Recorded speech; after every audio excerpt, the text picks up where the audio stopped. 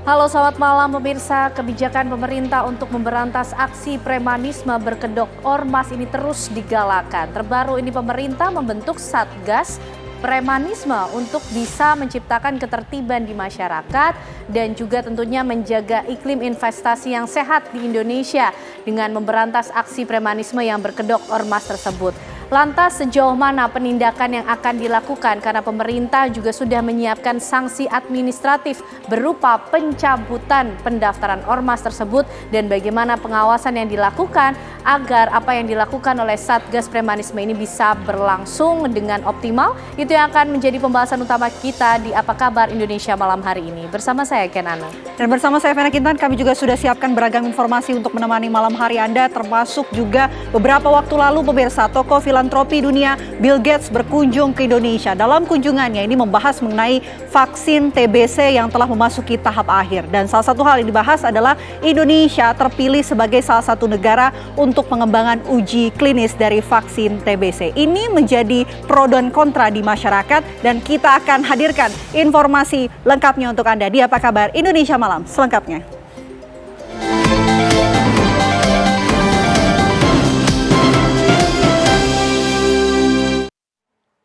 Meresahkan warga Pondok Melati, Kota Bekasi, Jawa Barat. Pelaku pelecehan yang sehari-hari dikenal sebagai terapis pengobatan alternatif masih buron.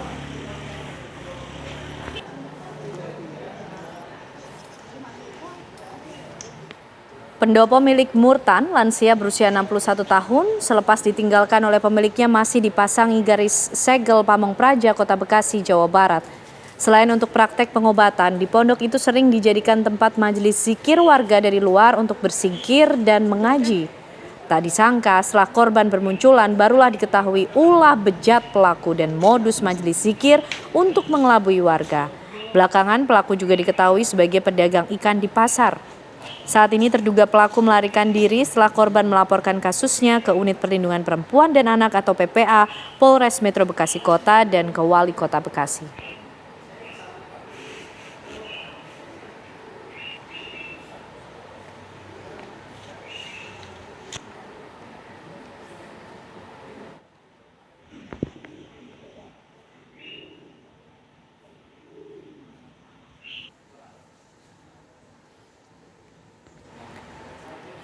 Ya pemirsa, untuk mengetahui bagaimana informasi terbaru dari pengungkapan kasus ini, kami ajak Anda bergabung dengan rekan kami Vanesha yang sudah berada di Bekasi, Jawa Barat. Selamat malam Vanesha, bagaimana saat ini kondisi di lokasi yang merupakan tempat dilakukannya praktik pencabulan dengan modus majelis zikir ini?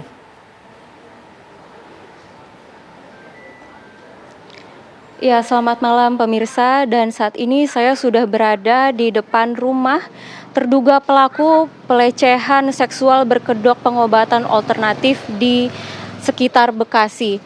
Dan saat ini pemirsa, untuk lokasi rumah sendiri sudah disegel oleh pihak kepolisian dan juga untuk pelaku sendiri diketahui sudah meninggalkan rumah ini sejak berita ini mulai tercuat ke publik. Diketahui pelaku sendiri sudah terakhir meninggalkan rumah sejak hari Kamis minggu lalu, di mana kasus ini sempat menggegerkan warga sekitar karena kasus ini sudah terjadi di tahun 2016 maksud kami, dan juga baru diketahui akhir-akhir ini karena ada salah satu korban yang akhirnya berani mengakui kepada salah satu wali kota Bekasi. Dan saat ini pemirsa, kami sudah menghadirkan kepada Anda salah satu sekretaris RT di dekat lokasi kejadian, Pak Hartono, yang akan memberitahukan lebih lanjut soal kejadian ini. Selamat malam Pak Hartono. Malam Mbak. Baik Pak Hartono, izin bertanya, sejak kapan Anda mengetahui adanya praktek pengobatan alternatif ini Pak yang dijalankan oleh pelaku? Ya, saya juga baru dengar kemarin aja Mbak. Emang dia juga itu dari 2011 kalau nggak salah ya Mbak ya. Cuman kan pengobatannya ya cuman buat apa ya, minta air, terus orang kesurupan, itu aja sih Mbak. Nah cuman kalau yang masalah ini saya juga tiba-tiba kaget, dia nggak lapor ke RT, nggak lapor ke sekretaris. Itu ada yang korban-korbannya gitu ya, yang sebelum-sebelumnya. Tuh, nah jadi ada yang korban yang pertama langsung dia ngelapor itu ke RT, itu Mbak. Itu kejadiannya begitu Mbak. Baik, untuk pelaku sendiri apakah sudah lama tinggal di sini, Pak? Bagaimana interaksinya dengan warga sekitar sehari-harinya? Sehari-harinya cukup dibilang bagus ya Mbak ya, karena kan warga sini belum tahu bahwa dia begitu ya Mbak ya. Nah jadi dia kan di sini sebagai ustadz, jadi warga sini ya mimpin doa, mimpin apa, Pak Ustadz Murtan yang mimpin gitu loh Mbak. Jadinya warga ini dianggap baiklah dia gitu di sini. Itu aja sih Mbak. Gitu. Untuk korban sendiri apakah semuanya berada dari sekitar sini, Pak, seperti tetangga pelaku? Di sini ada sekitar 4 orang ya, yang lainnya dari luar ya mungkin, terus dari RT yang lainnya juga ada gitu loh Mbak. Itu. Apakah pelaku ini memiliki izin, Pak, atau sebelumnya udah meminta izin kepada RT terkait prakteknya ini? Ya kalau izin sih cuman itu yang saya bilang izinnya cuman pengobatan doang. Pengobatan ya yang orang kesurupan itu aja sih ya setahunya itu. Saya juga setahunya itu RT juga tahunya itu cuman izin belum gitu loh Mbak. Cuman itu aja. Berarti sebelum berita ini viral, pihak sini juga belum ada yang tahu ya, Pak? Belum yang tahu bahwa tiba-tiba kagetnya ini aja. Gitu. Orang sini tahunya ya namanya dia ustadz ya, pengobatannya kesurupan. Nah, terus ya itu aja, kesurupan kasih air. Nah, tiba ada kasus ini pada kaget warga sini. Termasuk saya gitu sama RT itu sih, Mbak. Kalau untuk pelaku sendiri di sini tinggal bersama siapa saja, Pak? Di sini dia tinggal sama istri, sama anaknya, sama mantunya gitu. Terakhir warga dan juga Bapak melihat pelaku di sini sejak kapan, Pak? Waktu hari Selasa lusa emang dia masih di sini ya Mbak ya. Nah terus hari Kamis malam Jumatnya dia udah nggak ada itu. Emang kan dia ngadain tiap malam ada ngadain zikiran ya tiap malam Jumat. Itu aja sih Mbak. Kalau untuk situasi di lingkungan ini setelah kasus ini merebak bagaimana, Pak? Ya semua pada bilang sama saya biar cepet ketangkep dah pelakunya. Nah itu warga maunya begitu Mbak. Biar ya udah itu aja Mbak. Ya. Baik, begitulah pemirsa pengakuan dari Pak Hartono selaku Sekretaris RT di lingkungan Jati Asih Bekasi ini. Kami berharap kasus ini juga cepat selesai dan pelaku segera ditangkap. Demikian kami kembalikan ke studio. Baik, dari Bekasi, Jawa Barat, terima kasih Vanessa Liu atas laporan Anda. Selamat kembali bertugas. Pemirsa, kami hadirkan informasi lainnya untuk Anda. Tim kuasa hukum Joko Widodo menutup pintu damai dalam gugatan perdata ijazah SMA. Hal ini ditegaskan YB Irfan, Ketua Tim Pengacara Jokowi dalam mediasi ketiga gugatan perdata ijazah SMA Jokowi yang tetap pada pendiriannya untuk melanjutkan ke tahap sidang pemeriksaan pokok perkara. Meski telah menutup pintu damai, namun kuasa hukum Presiden ke-7 ini memberi kesempatan berlangsungnya mediasi lanjutan tahap keempat pekan depan antara penggugat dengan tergugat 2, 3, dan 4, yakni Makruf Amin, SMA Negeri 6 Solo, dan UGM. Meski demikian, pihak Jokowi sudah memastikan akan abstain pada mediasi keempat nanti. Sementara itu, pihak tipu UGM mengaku kecewa dengan ketidakhadiran Jokowi untuk ketiga kalinya dalam sidang mediasi ini. Terlebih, tidak ada informasi apapun mengenai ketidakhadirannya. Tipu UGM pun mengaku siap untuk mengikuti mediasi keempat maupun jika harus melanjutkan ke persidangan sebagai bentuk ketaatannya pada hukum.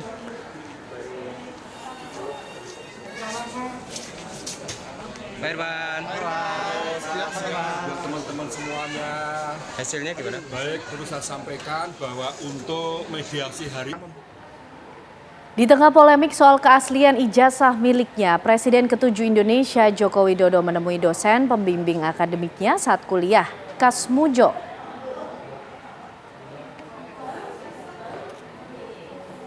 Jokowi mengunjungi rumah Kasmujo di Pogung Kidul, Melati, Sleman pada Selasa siang. Tentu saja kehadiran mantan orang nomor 1 di Indonesia ini mengagetkan warga dan juga tetangga Kasmujo. Video pertemuan Jokowi dengan sang dosen pembimbing akademiknya ini diunggah Jokowi di akun media sosial pribadinya. Dan Kasmujo mengaku berbincang selama 45 menit dengan Jokowi, berbicara banyak mengenai masa kuliah Joko Widodo. Ia menyebut gaya Jokowi muda dan saat ini tidak berubah. Sebelumnya Kasmujo bersama Rektor UGM dan sejumlah pihak yang berjumlah 8 orang digugat ke Pengadilan Negeri Sleman oleh seorang advokat dari Makassar.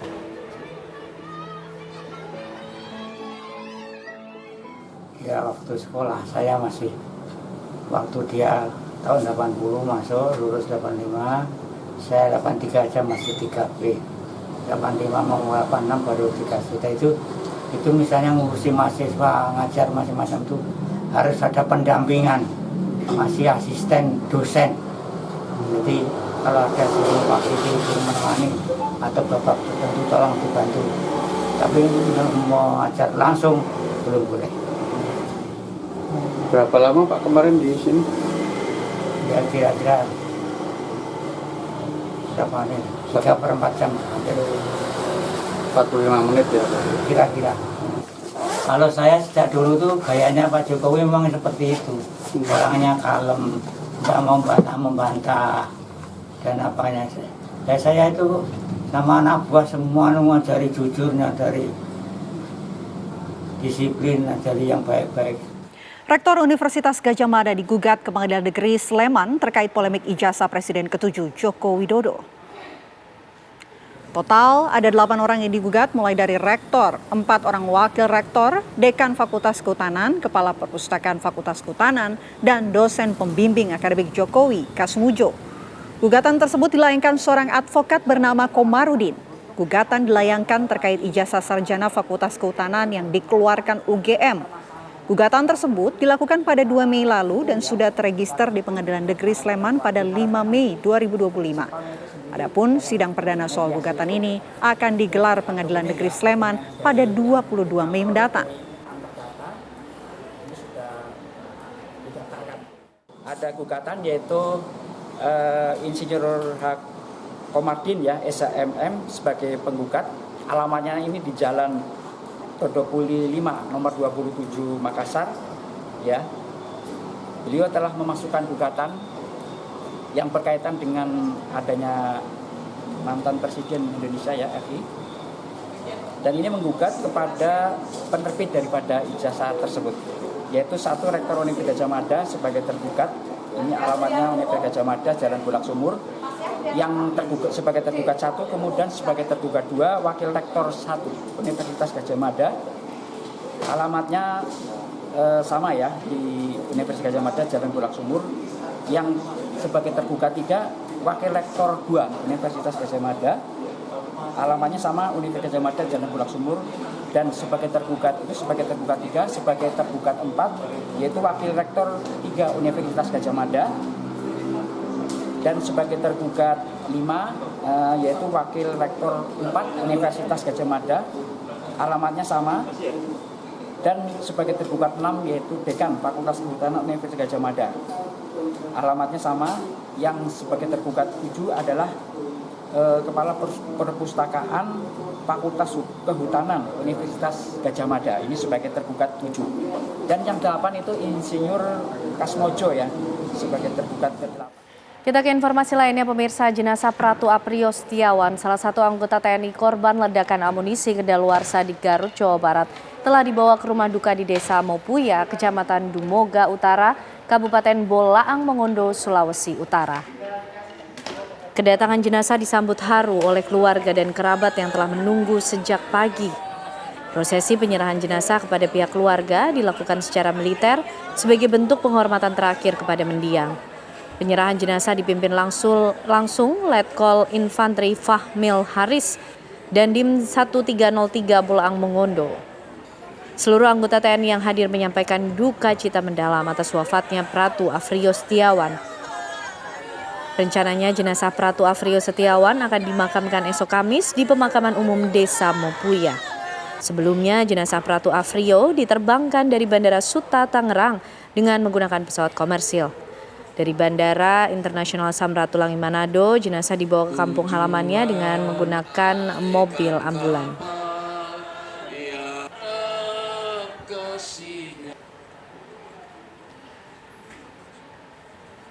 Sementara itu, pemirsa, lokasi ledakan pemusnahan amunisi kadaluarsa di Garut, Jawa Barat masih dijaga ketat oleh aparat TNI.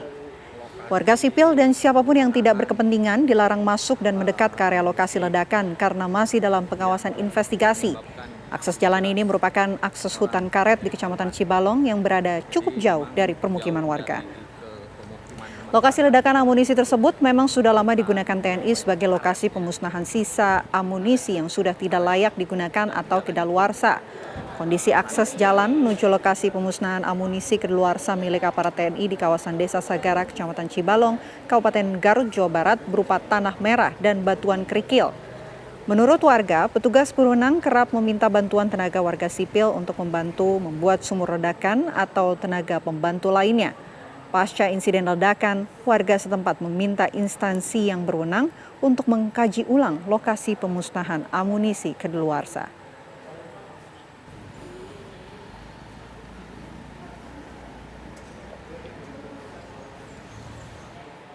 Wamenaker Immanuel Ebenezer kembali mendatangi perusahaan Sanel Tour and Travel yang diduga menahan puluhan ijazah mantan karyawannya. Wamenaker geram lantaran ini merupakan kali kedua dirinya gagal bertemu bos perusahaan tersebut yang diduga pergi ke luar negeri. Dengan didampingi Gubernur Riau, Abdul Wahid, Wamenaker datang untuk meminta pengembalian ijazah 47 orang mantan karyawan perusahaan tersebut. Wamenaker geram lantaran sudah 1 jam menunggu tanpa kejelasan, diduga pimpinan perusahaan sedang menuju bandara untuk pergi ke Kuala Lumpur. Wamenaker pun mengancam akan menutup perusahaan karena sudah 2 kali dirinya gagal bertemu dengan pemilik perusahaan dan dinilai tidak menghargai negara. Diketahui sebagian ijazah telah ditahan selama 20 tahun.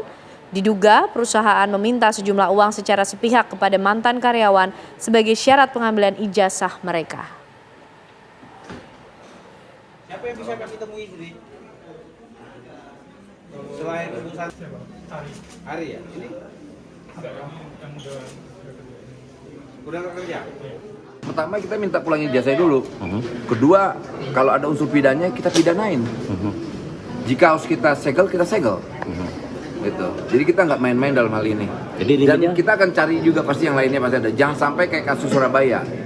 Untuk nahan-nahan apa? Untuk batas waktunya kapan? Cepatnya lah, ngapain harus lama-lama? Nggak pakai lama. Kalau mereka tidak mau gimana Pak Wamen, ownernya? Ini kan sudah kemarin Pak Wamen sempat kecewa juga. Sudah kali kedua ini. Yang kali kedua gitu Pak Wamen. Kita punya institusi kepolisian. Selain kepolisian aja nanti. Sehebat apa sih mereka? Karena gini, mereka ini kan merasa punya backing. Seakan-akan negara selama ini bisa disuap. Nah ini nggak bisa. Kalau mampu mereka menyuap kita, kita mau tahu semana sehebatnya mereka menyuap kita. Jangan nantang-nantangin kita soal suapan gitu. Praktek itu udah nggak laku di pemerintahan Prabowo. Ini bandel juga di pemerintahan Pak Wahid juga udah nggak laku tuh praktek-praktek itu. Ya, yang kita lawan itu praktek suap yang selama ini dilakukan oleh para pelaku usaha. Sekali lagi, kita hadir bukan untuk menghambat bisnis atau usaha mereka. Kita hanya ingin memperjuangkan hak kawan-kawannya. Publik tengah menyoroti soal pengerahan pasukan TNI untuk menjaga Kejaksaan Tinggi dan Kejaksaan Negeri di seluruh Indonesia. Kepala Pusat Penerangan Hukum Kapus Penkum Kejagung, Harli Siregar menekankan pengamanan yang diberikan oleh TNI tidak berkaitan dengan proses penegakan hukum yang dilakukan oleh pihaknya. Pengamanan oleh TNI juga hanya bersifat fisik seperti aset gedung dan sebagainya. Proses penegakan hukum yang dilakukan oleh Kejaksaan dipastikan akan tetap independen. Sebagai bukti, Harli mengungkapkan Kejaksaan tetap menangani kasus-kasus yang bersinggungan antara sipil dengan militer secara koneksitas. Ditambah lagi, sudah ada MOU dengan TNI yang salah satunya membahas seputar dukungan terhadap pelaksanaan tugas dan fungsi Kejaksaan. Harli menambahkan dalam undang-undang mengatur TNI dapat memberikan dukungan maupun bantuan pengamanan terhadap aset dan objek vital strategis. Kejaksaan pun dinilai sebagai objek strategis yang termasuk di dalamnya.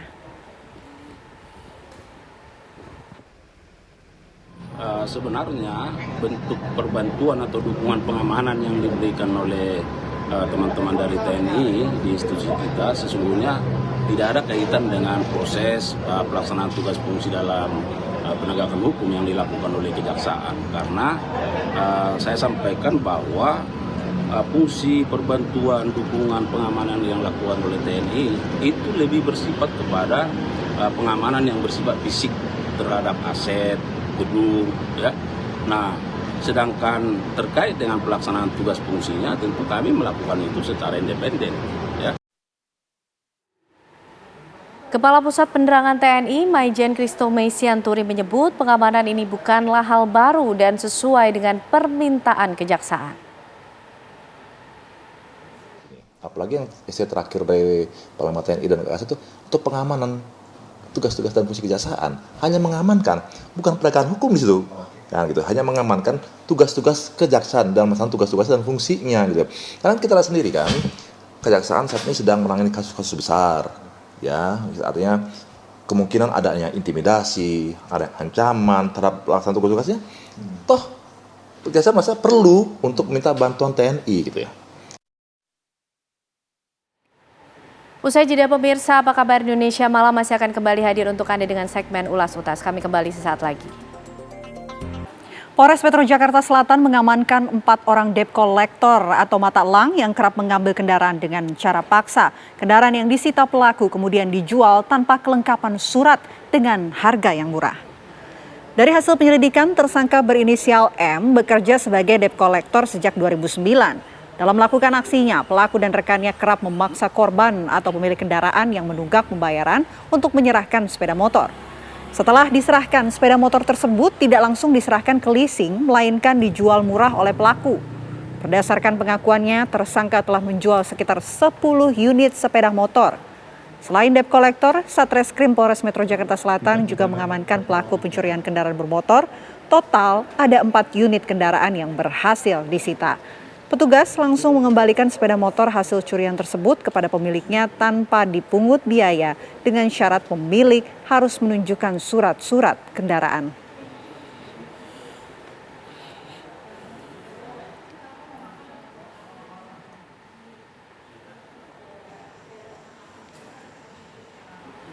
Kunjungan pendiri Microsoft sekaligus tokoh filantropi dunia Bill Gates ke Indonesia menguak fakta baru mengenai perkembangan riset vaksin TBC yang kini memasuki babak akhir. Indonesia pun menyatakan kesediaannya menjadi lokasi uji klinis vaksin yang disponsori oleh Yayasan Bill Gates itu.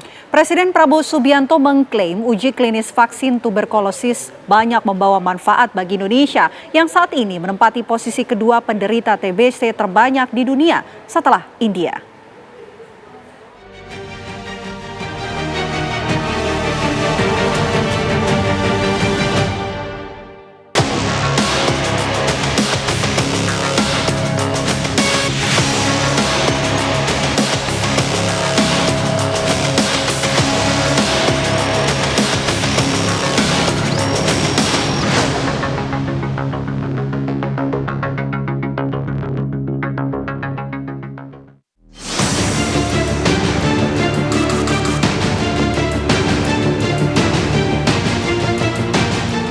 Uluran tangan salah satu orang terkaya dunia, Bill Gates ke Indonesia, tak serta-merta terhindar dari pro dan kontra.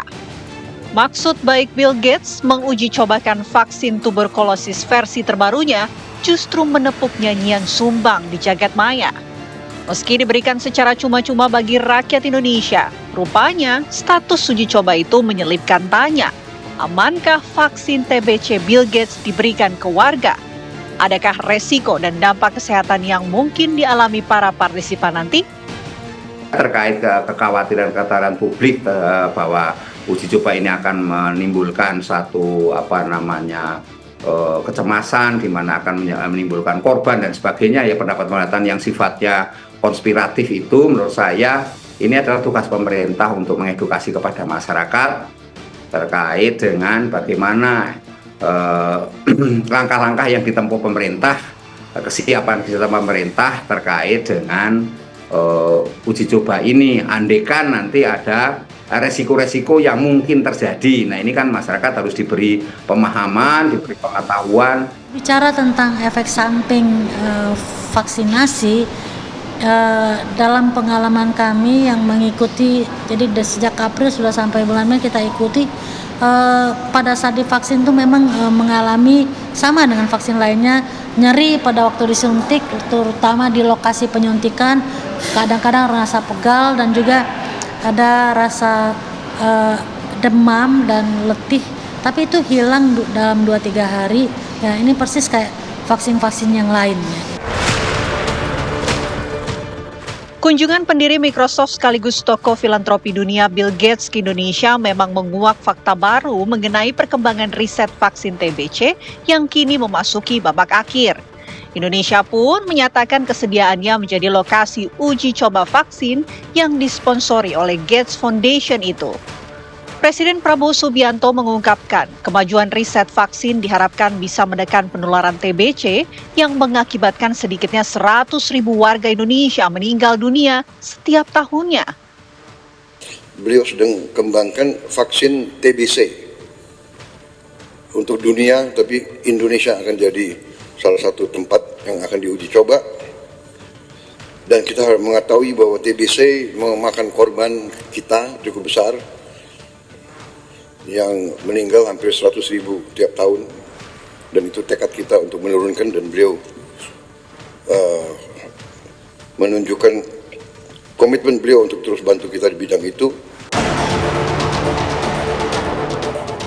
Vaksin tuberkulosis M72 yang dikembangkan oleh perusahaan biofarmasi GlaxoSmithKline atau GSK dan mendapatkan dukungan dana dari Bill and Melinda Gates Foundation. Proses pengembangannya memakan waktu hingga lebih dari 2 dekade. Saat ini, vaksin TBC Bill Gates sudah memasuki uji klinis fase 3 yang merupakan tahap terakhir sebelum vaksin resmi disebarluaskan.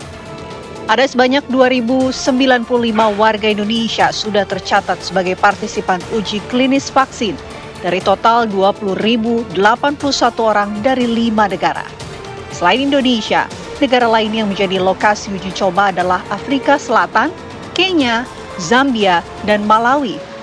Lantas, apa sebenarnya manfaat yang didapatkan Indonesia dengan menjadi lokasi uji klinis vaksin TBC Bill Gates? Dan kita harapkan kenapa Indonesia ingin berpartisipasi, karena Indonesia itu pasiennya banyak yang meninggal, kayak tadi saya bilang. Kita waktu malaria nggak ikut, ketemu tuh vaksinnya. Ternyata vaksinnya itu khusus, itu vaksinnya cocoknya buat nyamuk dan pasien genetik Afrika. Jadi vaksin malaria ditemukan hanya cocok buat di Afrika. Indonesia enggak. Indonesia kan banyak malaria juga, enggak sebanyak TBC. Itu sebabnya kita pengen aktif supaya apa? Nanti mudah-mudahan vaksinnya juga cocok untuk orang Indonesia sehingga kita bisa menyelamatkan 125.000 saudara kita yang meninggal. Dan yang kedua, unggulnya apa kalau Indonesia ikut? Kita bisa mendapatkan prioritas untuk memproduksi vaksin. Jadi Bio Farma kita ajak dari awal, supaya nanti kalau jadi kita bisa produksi sendiri, nggak usah terbantu. Kasus penyakit tuberkulosis di Indonesia memang terbilang tinggi. Bahkan Indonesia menduduki peringkat kedua di dunia untuk kasus TBC terbanyak setelah India. Dalam 1 tahun, rata-rata 1 juta orang di Indonesia terinfeksi TBC. Sebanyak 125.000 orang diantaranya meninggal dunia. Di dunia, insiden tuberkulosis atau kejadian tuberkulosis yang baru itu sekitar 10,8 juta per tahun. Nah, untuk Indonesia angkanya adalah 1.090.000 kasus per tahun untuk TB yang aktif ini. Artinya apa? Artinya 10% kasus TB di dunia itu ada di Indonesia. Itulah makanya harus ada upaya dari kita untuk segera menurunkan kejadian tuberkulosis ini. Pertama, kita menemukan kasusnya. Kedua, setelah ditemukan harus segera diobati, dan diobati pun harus sampai sembuh. Nah, jadi sudah berpuluh-puluh tahun kita kisarannya masih sebegitu ya, jadi nggak turun-turun. Sementara itu, Komisi 9 DPR yang bermitra dengan Kementerian Kesehatan menghimbau pemerintah gencar melakukan sosialisasi agar program uji klinis vaksin bisa diterima oleh masyarakat. Kita bicara tentang vaksin M72 yang dibawa oleh Bill and Melinda Gates Foundation. Saya memberikan catatan yang pertama, hendaknya pemerintah ketika memutuskan untuk membangun kerjasama, lakukanlah kajian secara mendalam, melibatkan berbagai pihak, ya, pakar epidemiologi, kemudian juga pakar keamanan vaksin, ya. Nah, ini tentu akan membuat kerjasama kita evidence based, berbasis bukti secara ilmiah. Kemudian yang kedua yang tidak kalah penting adalah pengawasan. Ya, tentu kita harus melibatkan Badan POM sebagai lembaga otoritas yang diberi otoritas untuk melakukan pengawasan terhadap obat dan makanan. Ketiga, tidak kalah penting adalah melibatkan partisipasi masyarakat, ya, sehingga masyarakat betul-betul menerima informasi yang sahih, menerima informasi yang utuh, ya, dari pemerintah. Di satu sisi, Indonesia boleh dibilang beruntung telah dilirik Bill Gates. Namun, di sisi lain kehati-hatian tetap perlu dipertimbangkan. Jangan sampai uji coba vaksin itu berdampak buruk bagi penerimanya.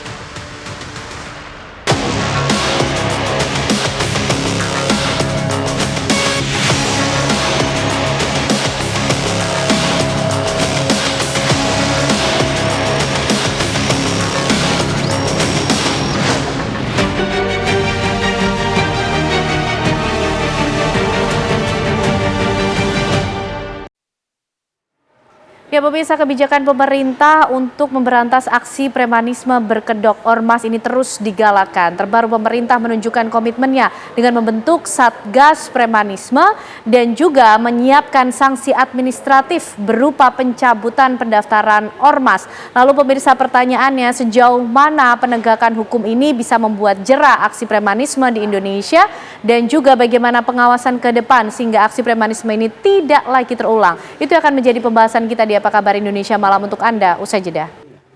Ya, pemirsa, kebijakan pemerintah ini untuk bisa memberantas aksi premanisme berkedok ormas terus digalakan. Terbaru pemerintah menunjukkan komitmennya dengan membentuk Satgas Premanisme sekaligus menyiapkan sanksi administratif berupa pencabutan ormas bagi mereka kemudian yang terus melakukan aksi atau tindakan-tindakan yang justru merusak atau menimbulkan keresahan di tengah masyarakat. Sebelum kita membahas mengenai hal ini dengan sejumlah narasumber, pemirsa, kami hadirkan dulu terlebih dahulu informasi untuk Anda di mana seorang pensiunan polisi yang menjadi kepala keamanan di Pasar Induk Kramat Jati, Jakarta Timur diduga diintimidasi oleh preman saat menertibkan pedagang kaki lima.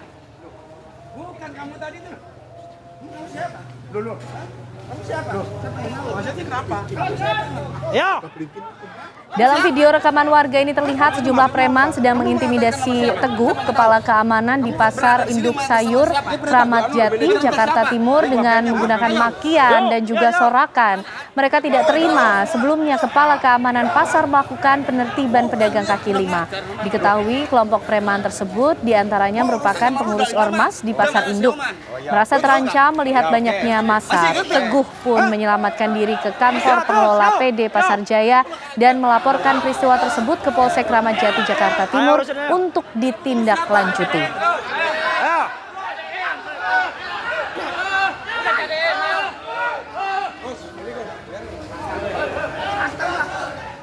Sebanyak 22 orang ditangkap dalam operasi gabungan Berantas Jaya 2025 yang digelar Polda Metro Jaya di wilayah Jakarta Barat. Mereka yang ditangkap diduga melakukan aksi pungli terhadap pedagang kaki lima. Operasi ini akan terus digelar untuk memberantas aksi premanisme.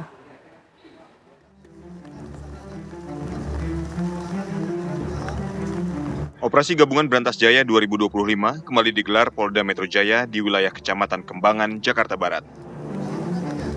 Sebanyak 734 personel gabungan dilibatkan dalam operasi ini untuk memberantas aksi premanisme.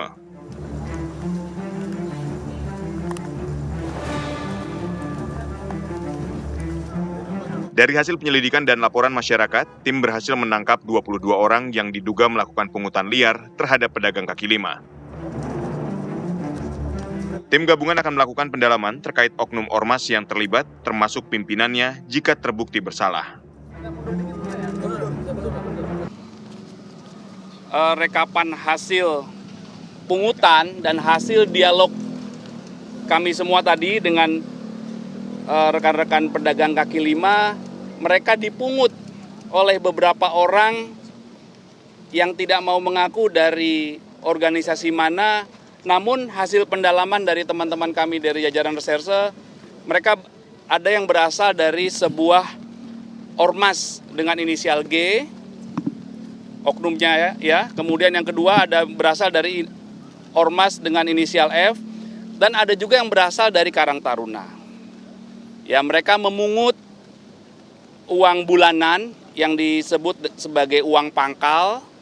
Kemudian ada yang memungut harian dengan alasan uang kebersihan. Yang ketiga, memungut harian dengan alasan uang untuk listrik. Operasi Berantas Jaya 2025 untuk menekan aksi premanisme akan berlangsung selama 15 hari dan dapat diperpanjang jika diperlukan. Dari Jakarta, Josephine Kezia, Dwi Kustantio, TV One mengabarkan. Itulah tadi pemirsa sejumlah kasus yang menunjukkan bahwa aksi premanisme berkedok ormas ini masih marak kita jumpai atau mungkin dirasakan oleh Anda sendiri pemirsa di rumah. Dan pemerintah ini berkomitmen untuk bisa membentuk Satgas Premanisme untuk bisa mengusut tuntas dan betul-betul memberantas aksi premanisme ini. Tapi sejauh mana kemudian penegakan hukum ini betul-betul bisa membuat jera aksi premanisme itu betul-betul berhenti, dan bagaimana pengawasan pula ke depan yang bisa dilakukan sehingga ini tidak hanya temporari saja, tidak hanya sesaat saja dilakukan. Malam hari ini kita akan membahasnya bersama dengan sejumlah narasumber yang sudah hadir bersama kita malam hari ini di Apa Kabar Indonesia Malam. Ada Pak Sarman Simanjora, pengusaha sekaligus perwakilan dari Kadin Indonesia. Selamat malam Pak Sarman, sehat Pak? Sehat selalu, semangat. Terima kasih sudah hadir malam hari ini di Apa Kabar Indonesia Malam. Ya, dan juga hadir bersama kita Irjen Pol Purnawirawan Roni Sompi, Purnawirawan Polri. Selamat malam Pak Roni Sompi. Selamat malam. Sehat ya Pak? Ya, terima kasih sudah bergabung juga di Apa Kabar Indonesia Malam. Salam sehat. Dan juga hadir bersama kita tentunya Pak Rian Nugroho, pengamat kebijakan publik dari Universitas Indonesia. Pak Rian, sehat ya Pak ya? Sehat Pak Ken. Terima kasih juga sudah hadir. Pak Sarman, yang dirasakan sendiri, mungkin Pak Sarman sebagai pengusaha sekaligus juga sebagai masyarakat, praktik-praktik aksi premanisme seperti apa sih Pak di lapangan yang memang masih dijumpai hingga saat ini? Ya, tentu kami dari pengusaha mengucapkan terima kasih dan penghargaan yang setinggi-tingginya kepada pemerintah. Ya. Akhirnya berbagai aspirasi dan keluhan daripada kita pengusaha dan juga investasi di sini sudah direspon positif oleh pemerintah. Negara sudah hadir dengan membentuk yang namanya Satgas Premanisme. Karena terus terang aja, pertama kita lihat bahwa praktek premanisme ini kan sudah kita rasakan sendiri. Betul. Ya. Pertama kita lihat bagaimana pabrik di salah satu di Subang, investasi yang cukup besar itu tanda kutip ya dilakukan suatu upaya ya meminta sesuatu lah dari mereka ya. Dan itu bagi pengusaha kan yang ya itu merupakan beban tambahan. Karena bagi pengusaha berapapun biaya yang dikeluarkan sejauh itu adalah merupakan pungutan sah dari pemerintah, itu kan dibayarkan dalam hal ini. Tapi kalau ada pungutan-pungutan di luar itu akan menjadi beban tambahan yang tidak dianggarkan. Tentu ini juga kalau berlangsung lama juga kan akan menjadi beban. Jadi artinya mereka datang, itu kan sangat-sangat mengganggu iklim investasi dan juga iklim usaha kita dalam hal ini. Sehingga memang ini harus segera dilakukan pembersihan, memastikan, karena kita ingin bahwa investor-investor yang masuk ke Indonesia itu harus memiliki rasa aman. Aman dan nyaman. Betul. Karena bagaimanapun masih banyak yang harus kita benahi dari sisi perizinan, infrastruktur, dari sisi katakanlah dukungan energi, ya kemudian juga kenyamanan masih untuk banyak mereka. PR, masih jangan banyak sampai PR. ditambah dengan ancaman keamanan dan kenyamanan. Yang teknis seperti ini yang harus kita selesaikan, jangan berlarut-larut.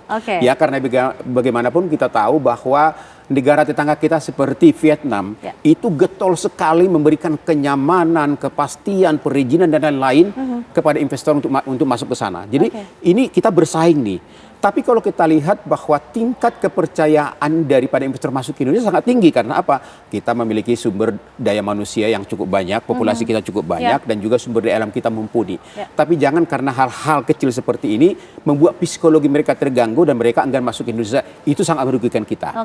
Itu satu. Yang kedua, kita lihat bahwa memang praktek-praktek ini kan sudah lama berlangsung ya. Tadi kita lihat misalnya bagaimana pedagang-pedagang kaki lima kita ya, yang untungnya nggak seberapa, tapi harus dikutip masih ada yang harus tiap hari, ada tiap bulan, ya berapa sih untung mereka gitu loh. Jadi ini juga harus dibersihkan. Kemudian kita lihat nih banyak yang viral juga nih Pak Sompi, misalnya truk-truk pengangkut komoditi kita kadang-kadang dipalang di tengah jalan. Kalau tidak dikasih tidak boleh lewat jalan itu. Nah, ini yang jalan itu siapa? Oke. Itu kan bukan pemerintah. Ya kan? Pengusaha juga bayar pajak. Nah, contoh-contoh seperti ini. Bahkan teman-teman kita kontraktor kecil, menengah, yang mungkin mengerjakan drainasi di jalan, perbaikan jalan setapak misalnya. Kalau dilihat ada bahan bangunan di situ, udah langsung didatangi. Oke, Pak Sarman. Dan itu minta biaya keamanan, biaya koordinasi, nggak tahu koordinasi sama siapa. Oke, gitu baik. kan. Itu paling tidak itu potret yang bisa kita ambil, menunjukkan bagaimana aksi premanisme masih berlangsung. Bahkan bukan hanya pengusaha. Oke. Di beberapa tempat masyarakat kita hanya bangun rumah atau rehab rumah, kalau ada pasir sudah didatangi juga. Oke, mereka mengetahui celahnya. Lah iya. Oke. Ya ini kan bukan hanya pengusaha loh ya, masyarakat kita sendiri juga kelihatan juga kok bisa begini, saya bangun rumah saya sendiri kok masih harus mengeluarkan biaya yang tidak diduga gitu loh. Nah ini hal-hal seperti ini saya rasa ini udah pasti harus kita bersihkan dan kita mendukung Satgas pemerintah. Oke, baik, harus dibersihkan. Polri tentunya memiliki peran penting di sini juga, Pak Roni Sompi. Karena kalau bicara penegakan hukum tentu polisi yang memiliki peran mengenai hal ini. Apalagi kita bicara ternyata ini sudah berlangsung cukup lama, langgeng begitu. Jangan sampai kemudian Satgas premanisme ini hanya hitungan waktu saja karena sedang menjadi perhatian publik, Pak Roni Sompi. Ya, betul sekali. Jadi memang bicara kegiatan yang negatif berupa kegiatan premanisme, memang kita harus melihat kalau itu dilakukan oleh yang menamakan diri organisasi kemasyarakatan, kan ada undang-undang. Undang-undang tadinya Undang-Undang nomor 17 tahun 2013, kemudian sekarang ini menjadi Undang-Undang nomor 16 tahun 2017 tentang organisasi kemasyarakatan, di mana organisasi kemasyarakatan itu yang diakui adalah ormas yang berbadan hukum. Ya, nah, ketika dia berbadan hukum, pasti dia menerima surat keputusan sebagai badan hukum dari Kementerian Hukum. Nah, karena Kementerian Hukum yang mengeluarkan izinnya atau surat untuk operasionalnya SK, maka tentu ada pengawasannya dong. Betul. Ya, sejauh mana pengawasan yang dilakukan oleh Kementerian Hukum. Nah, ketika organisasi kemasyarakatan ini juga kadang-kadang bisa menerima hibah dari pemerintah, biasanya kan dia terdaftar di Kemendagri atau Badan Kesbanglinmas di provinsi, kabupaten, kota. Kalau terdaftar, pengawasannya seperti apa? Artinya kita melihat tindakan premanisme ini harusnya merupakan bagian dari penanggulangan.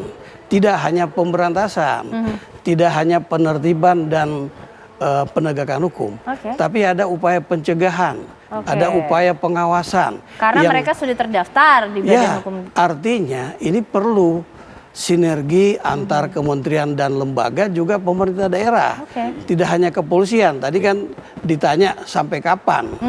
Karena ini secara rutin bisa upaya pengawasan ketika dia melanggar, apa sanksi administrasi yang bisa diberikan oleh Kementerian Hukum, yang di provinsi itu ada Kanwil Kementerian Hukum. Sudah disiapkan, bahkan bisa dilakukan pencabutan. Ya, tentu ada tingkatannya. Demikian juga Kemendagri, karena ada provinsi, kabupaten dan kota, kan Badan Kesbanglinmas dibantu Satpol PP bisa melakukan pengawasan sejauh mana sanksi administrasi bisa diterapkan.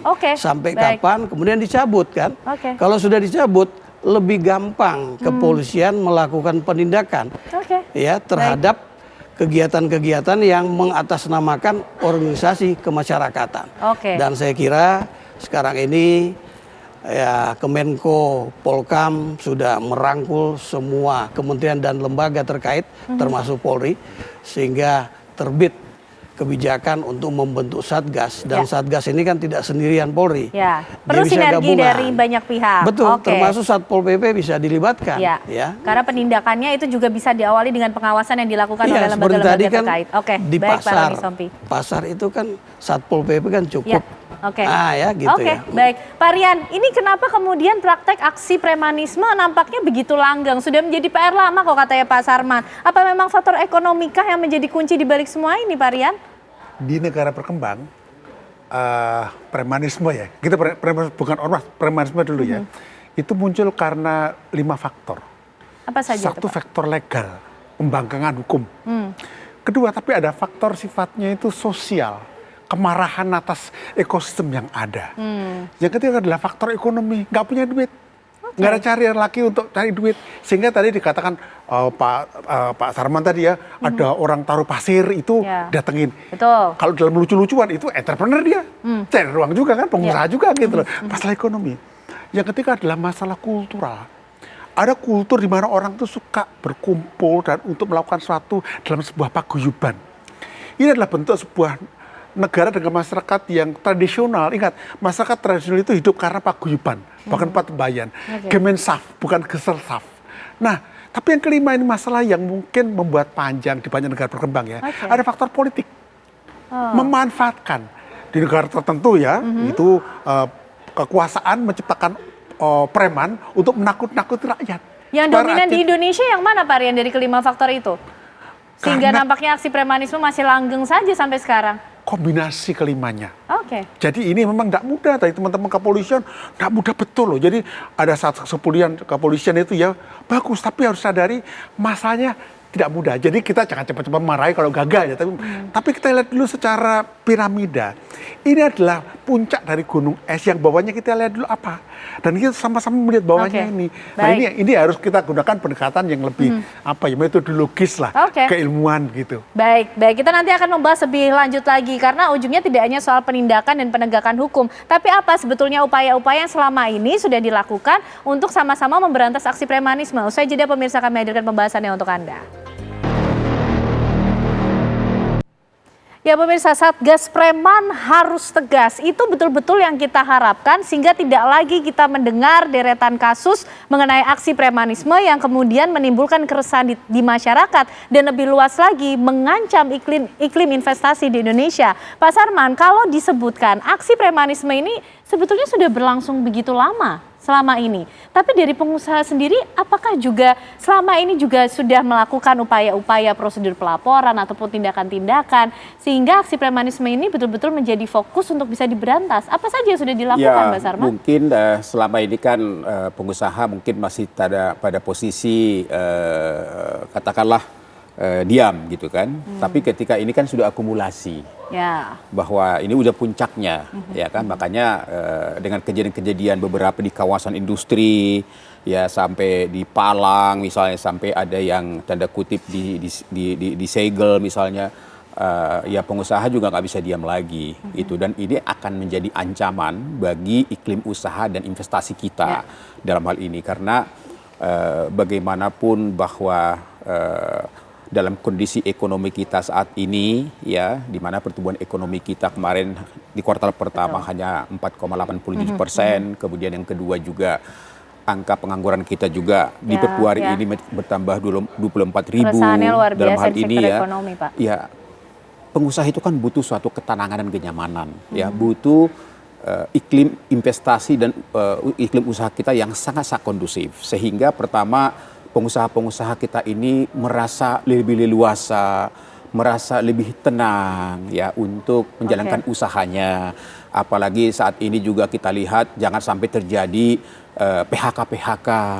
Ini kan harus kita jaga. Kemudian tingkat kepercayaan investor yang tinggi mau masuk ini, jangan juga psikologi mereka terganggu, jangan sampai mereka cerita-cerita juga kepada calon-calon investor bahwa, dan bahkan sampai di skala kecil masyarakat pun betul-betul resah dengan kondisi premanisme. Sehingga memang ya kami sangat-sangat berharap sekali agar Satgas Premanisme ini bukan hanya pada tataran di level nasional, tapi berharap kami juga agar ini juga turun terus ya sampai ke tingkat provinsi, kabupaten kota, bahkan di daerah-daerah tertentu yang saat ini pemerintah juga membangun yang namanya kawasan-kawasan ekonomi khusus, kemudian juga pusat-pusat destinasi wisata misalnya. Ya ini juga betul-betul juga langsung tingkat Satgas daerah juga harus turun tangan dalam hal ini. Nah kemudian harapan kami juga bahwa Satgas ini tidak temporer. Tapi bagaimana ini menjadi katakanlah Satgas yang permanen selamanya, ya kan, selamanya. Siapapun nanti jadi katakanlah pemimpin di berbagai instansi yang terkait ini, tapi ini Satgas ini harus permanen. Nah sehingga kita harapkan bahwa ketika ini permanen, berarti ini harus menjaga. Ya. Kalau nanti temporer, nah selesai nanti dibersihkan Hilang sementara lagi, ini, hilang kemudian lagi muncul sementara, lagi, ini aksi muncul premanisme lagi. lagi. Saya rasa ini juga Oke. sesuatu yang tidak kita harapkan. Nah tentu Pak Sompi tadi menyampaikan bahwa pembinaan dan pengawasan terhadap ormas ini juga harus dilakukan dalam hal ini. Ya bila perlu diventarisir faktor-faktor apa sih mempengaruhi gitu loh. Kalau berarti faktor-faktor pengangguran ya tentu kan harus diberikan pembinaan. Oke, baik, Pak Sarman. Bagaimana mereka juga memiliki kualifikasi untuk dapat pekerjaan Ya, betul. misalnya. Itu yang penting. Gitu. Kita akan tanyakan ke Pak Roni Sompi. Pak Roni Sompi, karena kalau sudah penindakan, begitu kan, jangan sampai kemudian berujung damai, minta maaf nih para preman yang minta maaf, kemudian tidak ada pembinaan secara serius, kembali lagi ke masyarakat, muncul lagi penyakit yang sama, Pak Roni Sompi. Saya sependapat tadi, Pak Sarman menjelaskan bahwa Satgas itu sedapat mungkin permanen ya. Tapi kan namanya Satgas itu pembiayaannya itu secara khusus. Jadi tidak mungkin operasi yang memberikan tugas kepada satuan tugas itu berlangsung selama 1 tahun. Tapi itu bisa dilakukan ketika kementerian, lembaga, termasuk Polri, pemerintah daerah, provinsi, kabupaten, dan kota itu melaksanakan tugasnya sesuai dengan tugas dan fungsi masing-masing. Yang tadi saya katakan bahwa pengawasan terhadap organisasi kemasyarakatan yang menyimpang sesuai pasal 60 Undang-Undang Kemasyarakatan, itu kan ada ayat 1-nya, kalau dia melakukan pelanggaran, ya ada sanksi administrasi. Nah, sanksi administrasi itu sangat kuat loh, itu masalah legalitas ya. Kemudian kalau dia ayat 2-nya ada bernuansa pidana, nah ini satuan tugas ini karena ada penegakan hukumnya. Nah, kita lihat tadi Pak Sarman menjelaskan bahwa ketika ditanya bagaimana sikap dari pengusaha katakanlah. Nah ini saya juga berharap jangan ada pengusaha yang menyelesaikan persoalan hukumnya menggunakan tenaga ormas.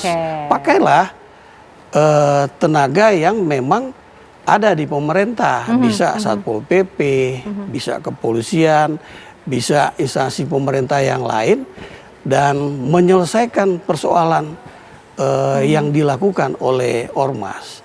Jangan kita melihat bahwa penegakan hukum melalui sidang pengadilan itu satu-satunya cara ya untuk memberikan efek jerah. Karena sekarang ini kan sedang mengemuka penyelesaian secara restoratif justice, yaitu penyelesaian ketika mereka sudah tercapai tujuannya, tapi ada efek jerah. Karena efek jerahnya bisa dibuat sebuah pernyataan, pernyataan damai yang tegas.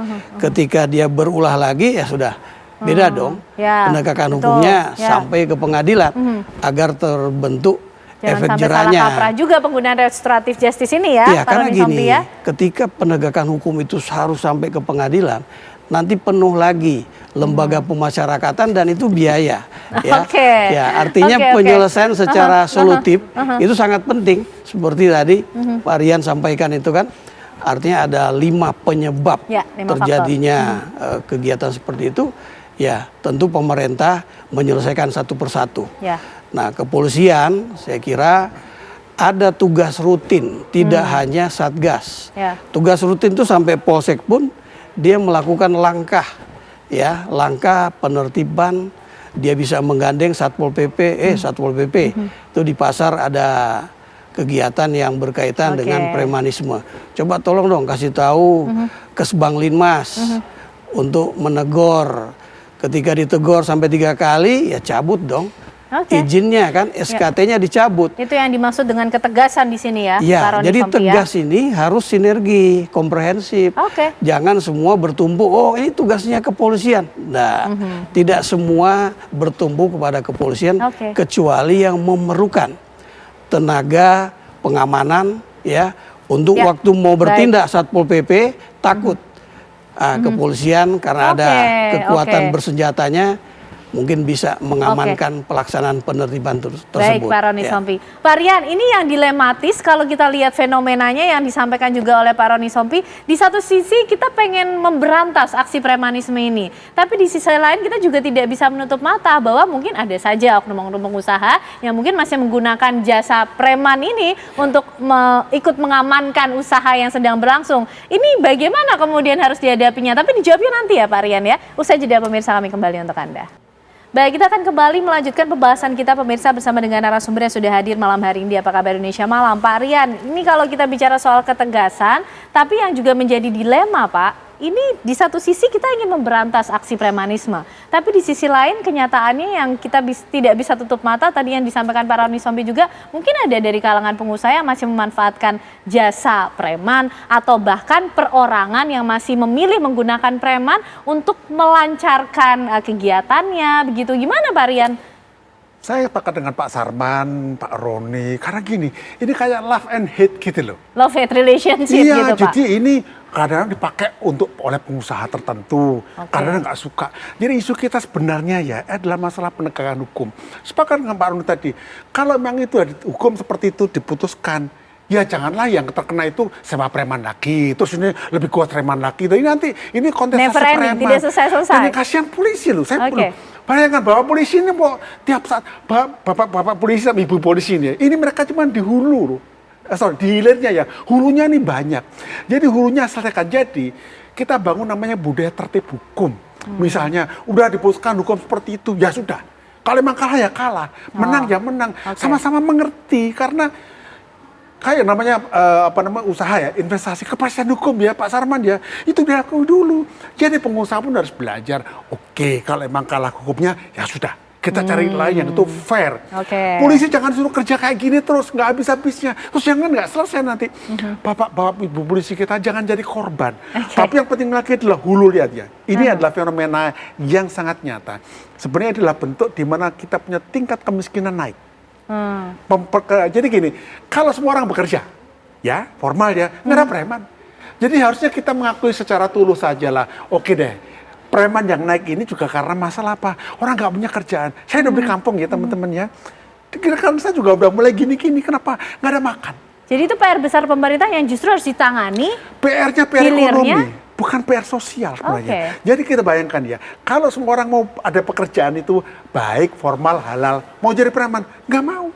Jadi ini menjadi pekerjaan bersama. Jadi jangan salah-salahkan lah. Jangan salahkan sana sini. Pengusaha jangan disalahkan. Pengusaha udah repot. Polisi jangan salahkan. Tapi kita tahu this is a problem of economics. Nah dengan demikian kita tahu bagaimana kesananya. Jadi misalnya bagaimana kita mendekat investasi, kemudian bagaimana yang namanya penegakan hukum berkuat lagi. Jadi arah kita lebih jelas.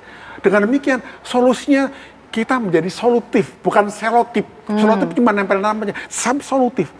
Jadi dengan demikian pertama jangan salah-salahkan, kedua cari akarnya. Dan bagi pendapat saya dari 5 tadi, akar paling besar satu adalah ekonomi, akar kedua adalah apa? Politik. Ada mungkin pada zaman pemilu ya transaksi nanti kalau apa dapat apa. Tapi ini harus selesai. Tapi saya melihat ekonomi saja. Mari kita sama bangun ekonomi, kita ketemu pengusaha, buat bisnisnya, ekonomi jalan, pasti dapat selesai ini.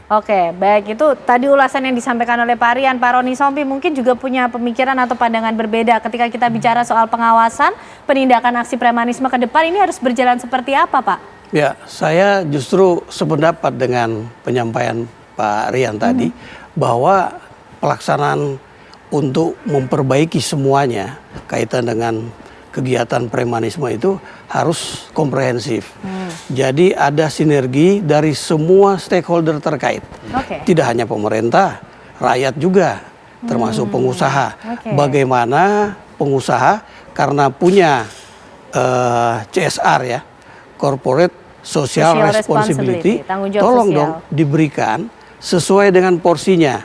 Sehingga kalau ada permintaan dari yang mengatasnamakan ormas, kan itu sudah ada bagiannya, sudah ditentukan. Mungkin ini juga akan memberikan kontribusi untuk menghilangkan aktivitas yang bersifat premanisme. Semua sudah diatur begitu ya Pak ya? Iya, semua punya porsi, punya tugas dan fungsi kalau pemerintah, kemudian rakyat juga punya hak untuk menolak jangan menggunakan preman ketika memperjuangkan haknya dalam bidang hukum, ya biarkan mekanisme penegakan hukum itu berjalan. Ketika ada kasus perdata untuk eksekusi ya oleh panitera, jangan preman menghalangi, ya nanti ada aparat yang bisa membantu untuk menertibkan. Nah, saya kira semua ini perlu ada kebersamaan kita semua. Jangan terlalu membebani kepada pemerintah, tapi ya namanya solusi seperti yang Pak Rian tadi sampaikan, ya solusi bersama dong. Biar sama-sama kita lebih nyaman semuanya. Bagaimana kita memberikan ruang yang besar kepada para pengusaha untuk memberikan tempat bekerja bagi ormas-ormas yang memang membutuhkan. Ya. Saya kira seperti itu. Pak Sarmani, komitmennya tidak hanya milik pemerintah atau para penegak hukum, tapi juga bagi para pelaku usaha maupun juga masyarakat ya di tingkat yang paling rendah pun juga diminta komitmennya supaya preman-preman atau aksi premanisme ini tidak terus langgeng begitu di masyarakat. Semua ada jalurnya, bahkan mungkin harus bisa menerima setiap keputusan hukum yang harus dihadapi, begitu bagaimana responnya Pak Sarmani? Ya kan premanisme ini adalah masalah ketertiban umum ya, supremasi hukum dan kondisi sosial masyarakat kita. Makanya memang penegakan hukum itu sesuatu yang harus dikedepankan. Satu, yang kedua tentu dibarengi dengan pembinaan dan pengawasan oleh instansi terkait dalam hal ini, karena di pemerintah daerah itu kan ada yang namanya Linmas ya, Kesbang Linmas dalam hal ini. Tentu di semua tingkatan ini harus dilakukan pembinaan dan pengawasan, tidak dibiarkan. Yang ketiga, harapan kami bahwa ke depan ini kan pemerintah dalam hal ini Kemendagri kan akan melakukan revisi terhadap undang-undang ormas dalam hal ini. Saya rasa di sini juga mungkin perlu lebih tegas lagi ya apa yang menjadi fungsi dan tugas yang sudah ada saat ini itu lebih didetailkan lagi. Kemudian apa sanksi-sanksi yang akan diberikan apabila melanggar daripada tujuan daripada ormas itu. Nah kemudian tentu juga ada juga nih Pak Sompi mengenai seragam ormas ini juga kalau bisa juga diatur juga lah, ditertibkan lah. Ya jangan seperti jadi PPM gitu loh, pura-pura militer atau pura-pura polisi gitu kan. Jadi ini juga menjadi apa? Secara psikologis ini juga tanda kutip menakut-nakuti masyarakat juga ini.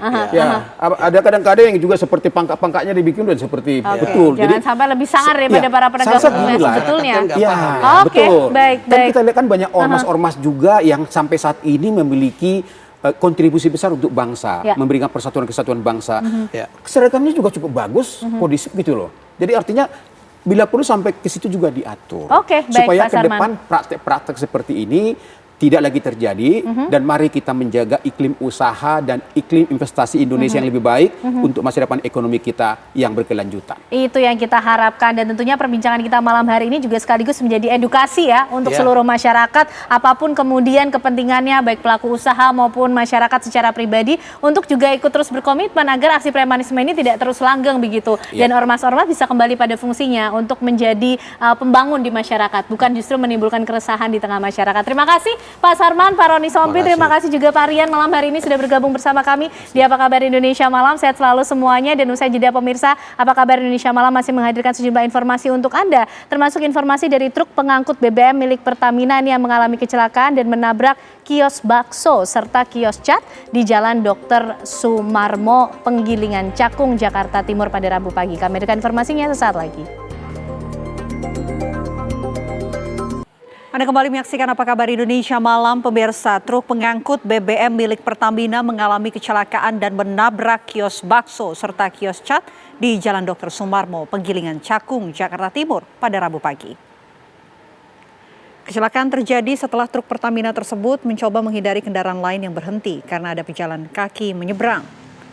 Dari rekaman kamera pengawas atau CCTV, terlihat truk pengangkut BBM Pertamina tersebut naik ke trotoar dan menabrak dua kios setelah menghindari kendaraan yang berhenti karena ada pejalan kaki yang menyeberang.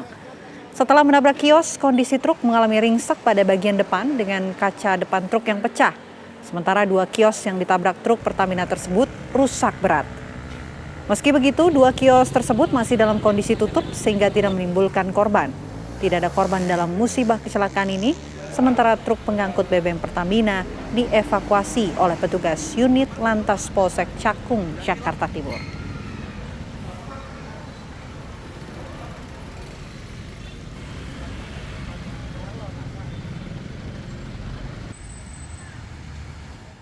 Seorang ibu rumah tangga menjadi korban serangan buaya saat mandi di aliran sungai dekat rumahnya di Pekon Sri Purnomo, Kecamatan Sebagai, Kabupaten Tanggamus, Lampung. Kondisi korban yang parah akibat gigitan buaya kini masih menjalani perawatan di RSUD Abdul Molek di Bandar Lampung. Korban diselamatkan oleh warga dari gigitan buaya yang saat sedang mandi di aliran sungai yang tak jauh dari rumahnya. Dalam video tersebut, tampak warga bergotong royong mengangkat Mariati ke dalam ambulans untuk segera mendapatkan pertolongan medis. Korban mengalami luka serius dan patah tulang pada kaki kirinya. Beberapa bulan lalu, di lokasi aliran sungai yang sama juga telah memakan korban jiwa. Nang di kan kali ini kan.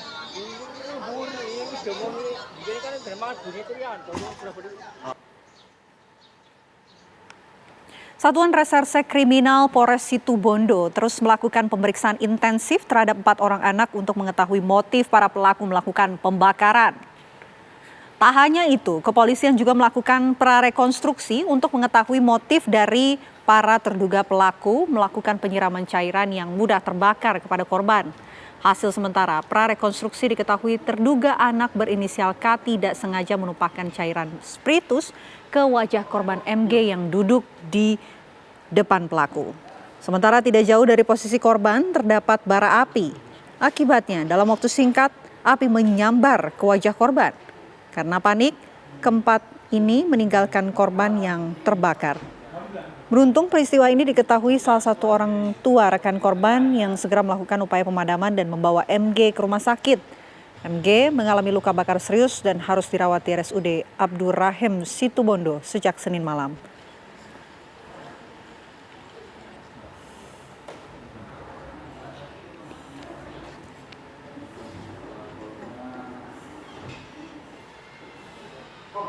Iya.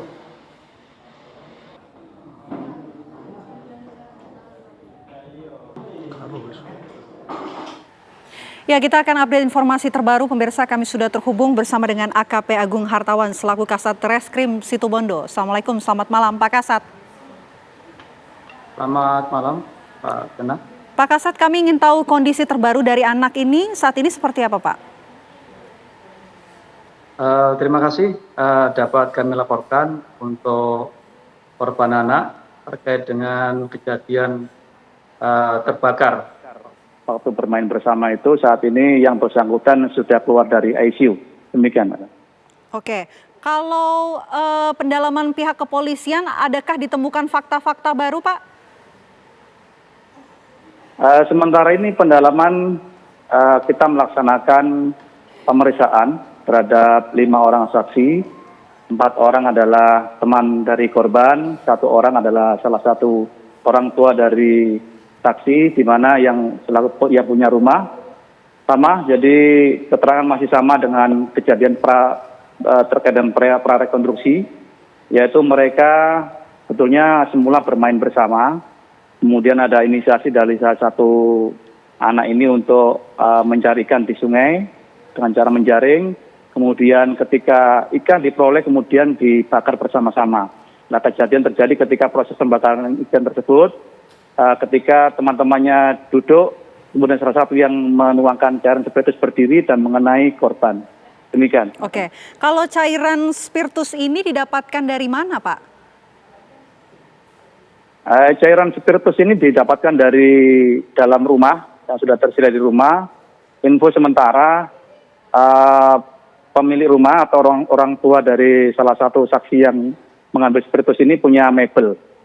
Jadi di situ biasa tersedia spiritus untuk alat mebeler dan yang bersangkutan tahu bisa untuk membakar, maka digunakan spiritus itu. Demikian. Oke, kalau kondisi terbaru dari korban sendiri ini mengalami luka di bagian mana saja, Pak?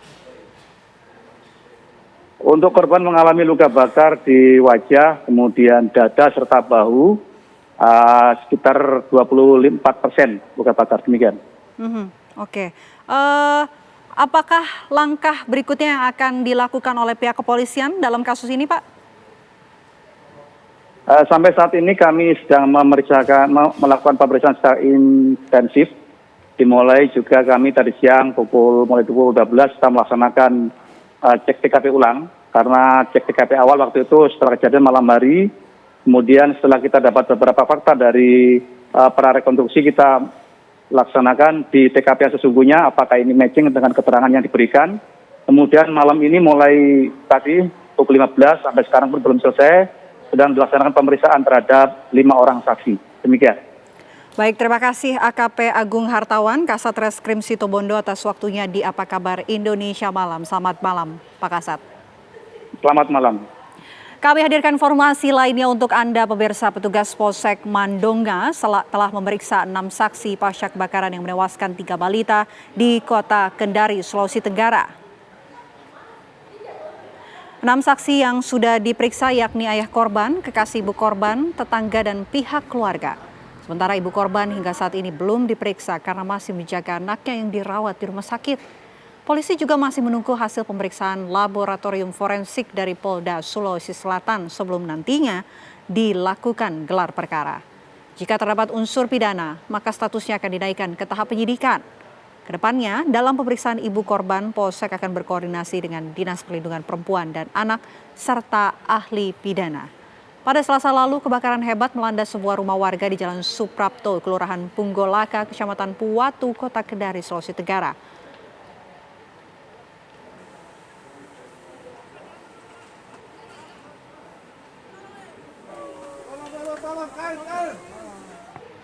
Seorang pria Parubaya ditemukan tewas di dasar jurang sedalam 30 meter di Goa, Sulawesi Selatan dalam kondisi mengenaskan. Terdapat sejumlah luka yang diduga bekas penganiayaan. Keluarga tidak menyangka korban yang sebelumnya menghilang selama 2 pekan ditemukan dalam kondisi sudah tidak bernyawa. Keluarga korban ini juga sudah meminta polisi mendalami kasus ini dikarenakan ada dugaan korban mengalami penganiayaan karena ada bekas luka pada tubuh korban. Tidak hanya itu, polisi yang melakukan olah TKP menemukan senjata tajam jenis badik tak jauh dari lokasi penemuan jasad korban. Usai diotopsi, jenazah korban ini langsung diserahkan kepada keluarga untuk dimakamkan di TPU Desa Parigi, Kecamatan Tinggi Moncong, Kabupaten Goa.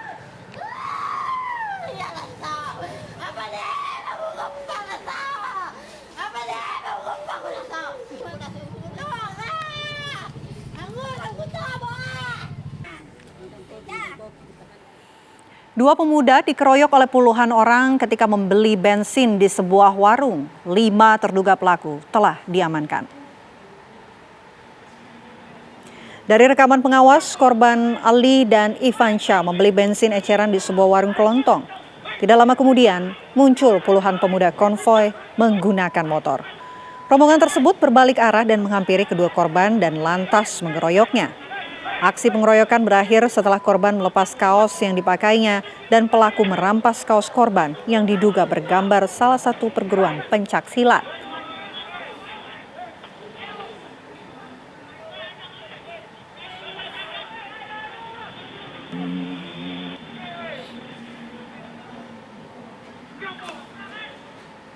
Viral di media sosial, oknum polisi lalu lintas meminta transferan sejumlah uang sebagai biaya tilang dari pengendara sepeda motor di Jalan Gajah Mada, Kota Medan, Sumatera Utara. Dalam video yang beredar, personil Polsek Medan Baru Bribka Horas Manulang meminta ditransfer uang sebanyak Rp200.000 dari akun Dana. Menurut Kapolrestabes Medan, Kombes Pol Gideon Arif Setiawan, saat ini oknum polisi tersebut telah ditahan oleh Paminal Polrestabes Medan selama 30 hari guna pemeriksaan. Ia meyakini bahwa personil tersebut telah melakukan pelanggaran karena penilangan yang dilakukannya tidak sesuai prosedur.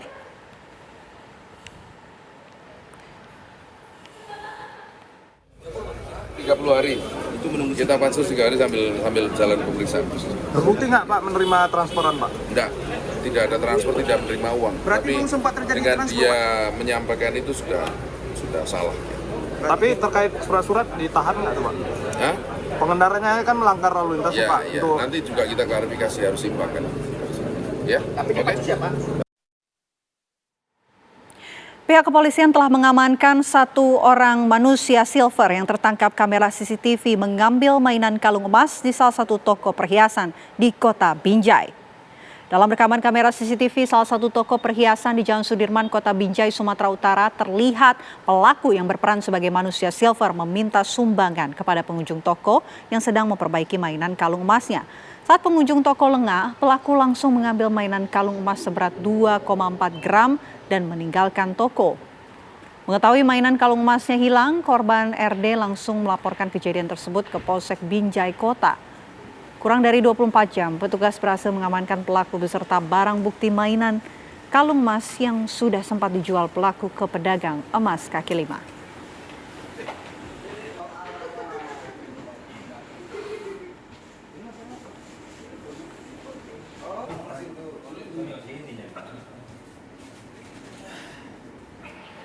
Dari Binjai kita beralih ke Sampang, pemirsa. Seorang pria diketahui melakukan aksi pencurian sebuah handphone serta uang jutaan rupiah di Sampang, Madura, Jawa Timur saat kondisi korban sedang tidur dalam masjid.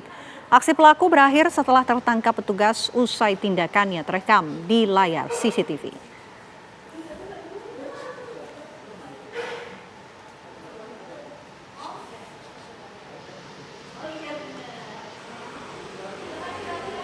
Dalam rekaman CCTV, pelaku bergerak seorang diri berupaya mengambil sebuah handphone saat korban sedang tertidur di sebuah masjid.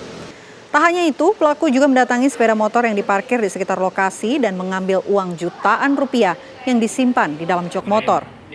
Pelaku berinisial BS, warga Banyuates, Sampang, Madura, ditangkap polisi di rumahnya. Pelaku mengaku terpaksa mencuri uang lantaran dirinya butuh uang untuk membayar hutang.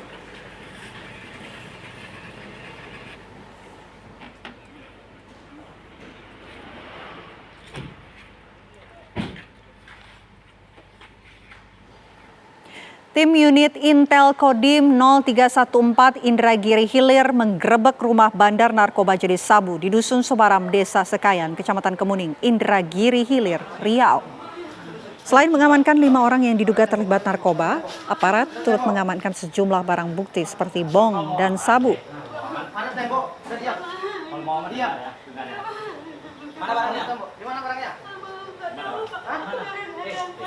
Dari hasil penggerebekan, aparat berhasil mengamankan 5 orang beserta barang bukti berupa 41 gram sabu yang terbagi dalam 8 paket besar dan 7 paket kecil dan sejumlah perlengkapan seperti timbangan digital, alat hisab, hingga telepon genggam. Usai penangkapan, seluruh pelaku beserta barang bukti langsung dibawa ke markas Kodim 0314 Indragiri Hilir di Kota Tembilahan. Selanjutnya, para pelaku dan barang bukti diserahkan ke pihak Satuan Narkoba Polres Indragiri Hilir untuk diproses hukum lebih lanjut.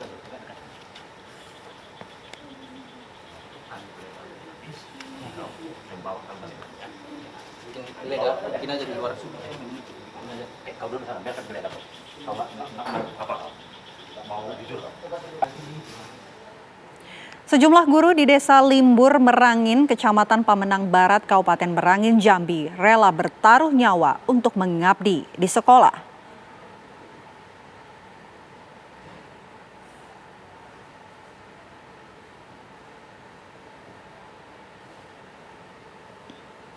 Aksi berbahaya harus dilakukan oleh sejumlah guru SD di Desa Limbur Merangin, Kecamatan Pamenang Barat, Kabupaten Merangin, Jambi. Mereka berjalan di seutas tali jembatan gantung yang rusak untuk menyeberangi derasnya arus sungai demi mengawasi ujian anak sekolah.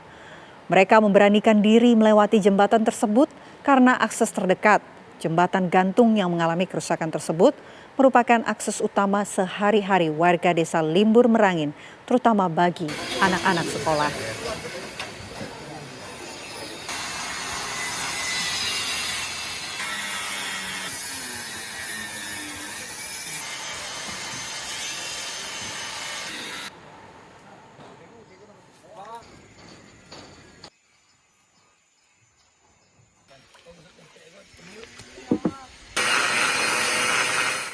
Penjual kambing di Bantul, Yogyakarta menggunakan jasa sejumlah mahasiswi cantik untuk menjual ratusan kambingnya menjelang Hari Raya Idul Adha tahun ini.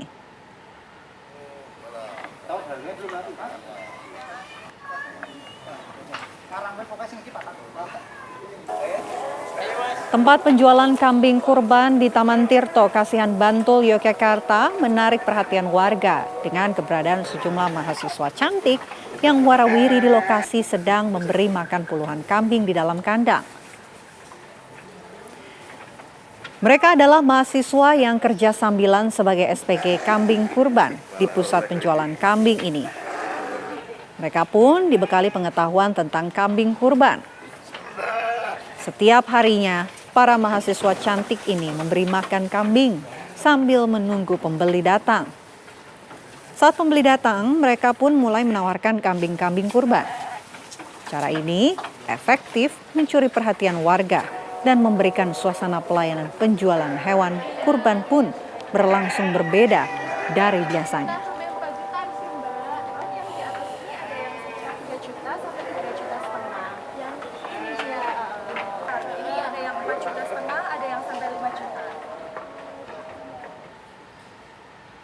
Kami jeda terlebih dahulu, pemirsa. Usai jeda, Apa Kabar Indonesia Malam akan kembali saat lagi. Tetaplah bersama kami.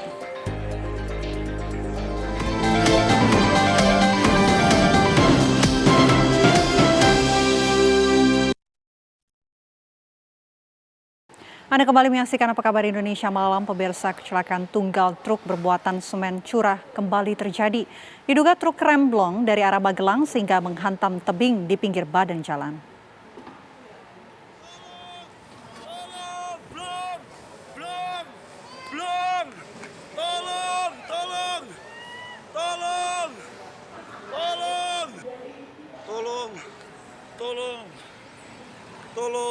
Tolong. Ya Allah, tolong. Warga desa Kalijambe kembali dihebohkan dengan kejadian kecelakaan truk Fuso bermuatan semen, tepatnya di jalur Tanjakan Maut yang belum lama mengalami musibah kecelakaan yang merenggut 11 nyawa guru ustazah asal Magelang. Kali ini sebuah truk bermuatan semen curah menghantam tebing hingga ringsek di bagian kabin truk dan patah roda. Truk melaju dari arah Magelang ke Purworejo, memasukinya desa Kalijambe. Truk diduga remblong. Menghindari korban, sopir membanting kemudi ke kanan dan menghantam tebing tepat di lokasi sebelumnya kecelakaan maut terjadi. Polisi hingga saat ini masih terus menangani kasus kecelakaan ini.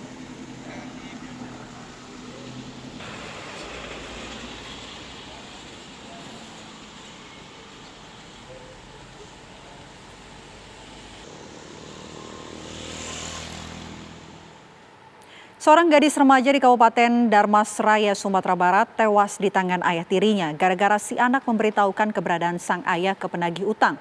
Karena emosi, korban dipukuli di hadapan warga yang berusaha melerai cekcok tersebut.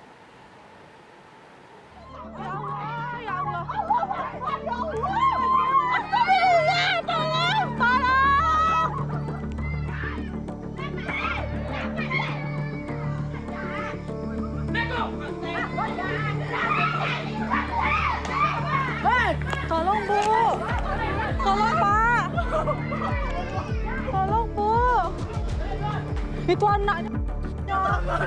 anaknya tangani deh ya. Inilah detik-detik Rizal Effendi, 43 tahun, menganiaya sang anak Angelia Putri di depan rumah mereka.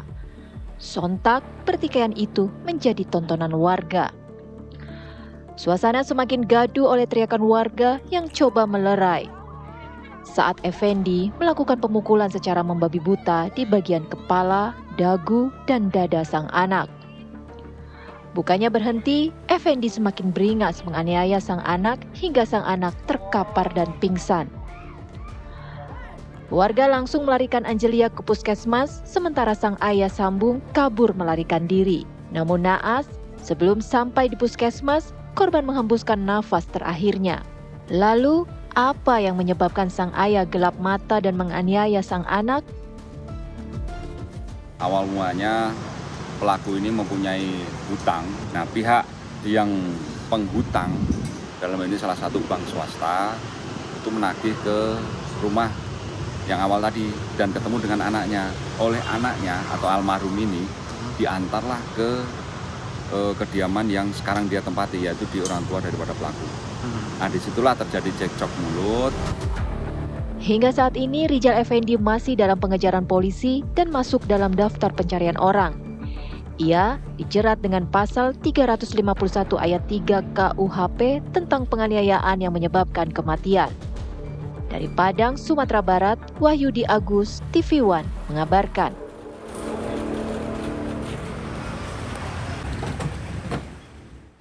Kita beralih ke informasi lainnya, pemirsa. Seorang wanita pemilik telepon pintar nyaris terseret saat mencoba mempertahankan telepon miliknya dari penjamret.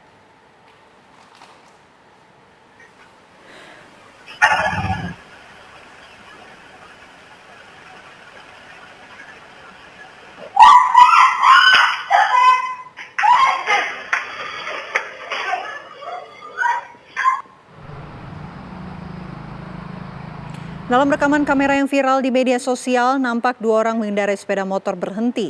Seorang menghampiri korban yang tengah menunggu rekannya di dekat kos di Jalan Biduri, Johar Baru, Jakarta Pusat. Berhasil menjamret HP milik korbannya, pelaku kemudian berlari dan sempat tarik-menarik dengan korban hingga korban terseret dan jatuh tersungkur. Sementara pelaku langsung menaiki motor yang sudah dikemudikan rekannya. Diketahui korban adalah seorang wanita remaja yang tinggal di sebuah kos di kawasan tersebut. Korban pun akhirnya mengalami luka pada tangan dan kaki akibat terjatuh saat berusaha mengejar pelaku. Dalam peristiwa tersebut, korban mengalami kerugian sebuah telepon genggam merek iPhone yang kini kasus ini tengah ditangani oleh Polsek Johar Baru, Jakarta Pusat.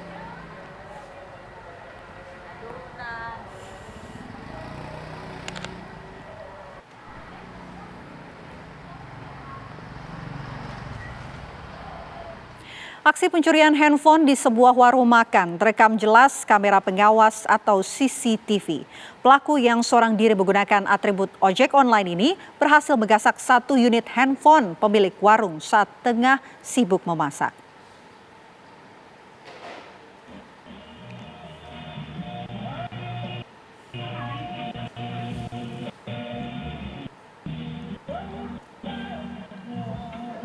Rekaman kamera pengawas memperlihatkan seorang pria berjaket ojek online tengah menunggu pesanan di sebuah warung makan di Jalan Panjang Cidodol, Kebayoran Lama, Jakarta Selatan.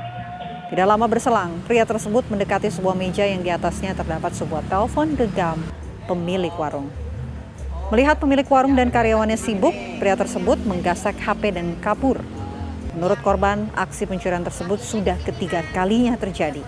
Korban pun selanjutnya melaporkan peristiwa tersebut ke Polsek Kebayoran Lama dengan membawa alat bukti rekaman kamera pengawas.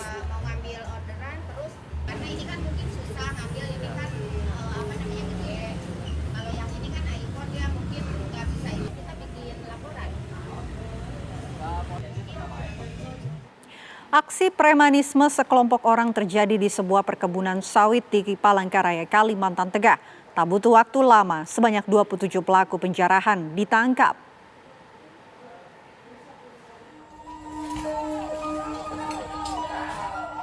Dugaan sengketa antara masyarakat dengan perusahaan sawit menjadi pemicu aksi premanisme.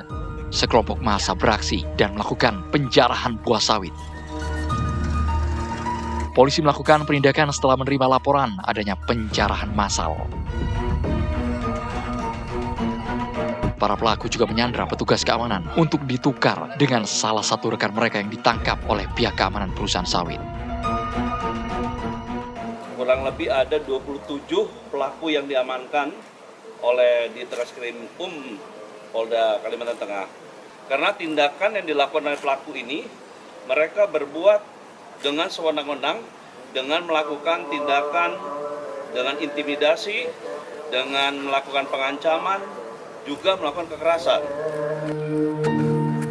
27 pelaku penjarahan ditangkap beserta sejumlah barang bukti. Seluruh pelaku ditetapkan sebagai tersangka atas aksi premanisme mereka. Dari kota Palangkaraya, Kalimantan Tengah, Didi Syahwani, TV One mengabarkan. Kita kabar mancanegara, pemirsa. Pasokan makanan di Gaza kian menipis imbas blokade Israel. Dapur umum menjadi harapan terakhir warga Gaza. Tak hanya itu, kamp pengungsian Sati di Gaza menghadapi situasi darurat akibat kelangkaan air minum.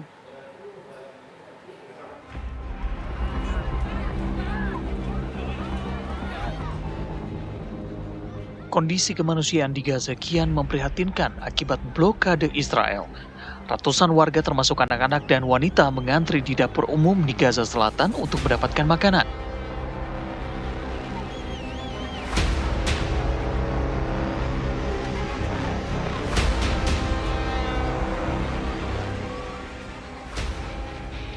Dapur-dapur umum yang menjadi sumber makanan utama bagi Kami ajak Anda pemirsa langsung menuju gedung DPR RI karena Presiden Republik Indonesia Prabowo Subianto akan membuka acara conference pameran Oki berikut ini.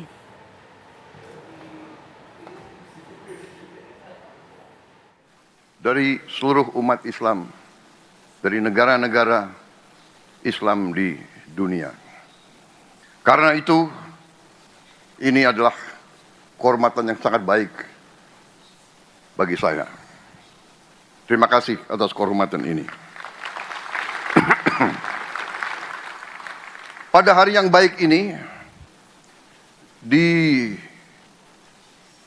tanah Jakarta yang hangat, saya menyampaikan rasa syukur dan kebanggaan bahwa Indonesia dipercaya menjadi tuan rumah sesi ke-19 Perkumpulan Parlemen Negara-Negara Islam, Parliamentary Union of OIC member countries. Sekaligus merayakan peringatan 25 tahun berdirinya organisasi ini. Perkumpulan Parlemen Negara Islam ini lahir dari kesadaran bersama bahwa dunia Islam membutuhkan wadah kebersamaan antara lembaga parlemen dalam menghadapi tantangan global dan untuk membela kepentingan umat Islam dimanapun. Sejak dibentuk pada tahun 1999, Perkumpulan Parlemen Negara-Negara Islam bertekad menjadi jembatan diplomasi parlementer yang memperkuat solidaritas, menyuarakan keadilan, dan menghadirkan solusi-solusi bagi masalah-masalah yang pelik dalam kehidupan global. Dalam hal ini dan dalam dunia yang kini tengah dilanda polarisasi, konflik, saingan antara negara-negara besar, keberadaan organisasi ini semakin penting, semakin relevan, dan semakin mendesak. Lebih dari itu, izinkan saya menegaskan bahwa konstitusi negara kami, Undang-Undang Dasar 1945, secara tegas mengamanatkan kepada bangsa Indonesia untuk turut serta dalam menjaga ketertiban dunia yang berdasarkan kemerdekaan, perdamaian abadi, dan keadilan sosial. Ini adalah kompas moral dan dasar pijakan utama kebijakan luar negeri bangsa Indonesia. Hadirin sekalian yang saya hormati dan saya muliakan, sebelum kita membahas isu-isu besar yang tengah dihadapi dunia Islam sekarang, saya mengajak kita semua merenungkan kisah dan keteladanan para tokoh besar dalam sejarah Islam.